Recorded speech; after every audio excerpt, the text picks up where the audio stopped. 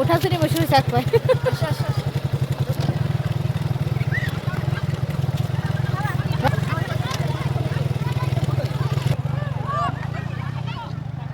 আমরা পার্কে এসেছি, আমাদের বাগেরহাট পৌর পার্ক। সেখানে বেবিরা খেলা করছে।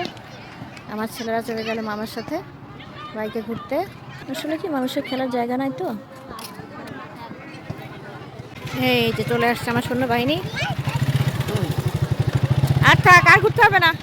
মানুষের তো আসলে ঘরে বন্দি জীবন, একটু ফাঁকা জায়গা পেলে এই বাচ্চারা খেলার জন্য খুব।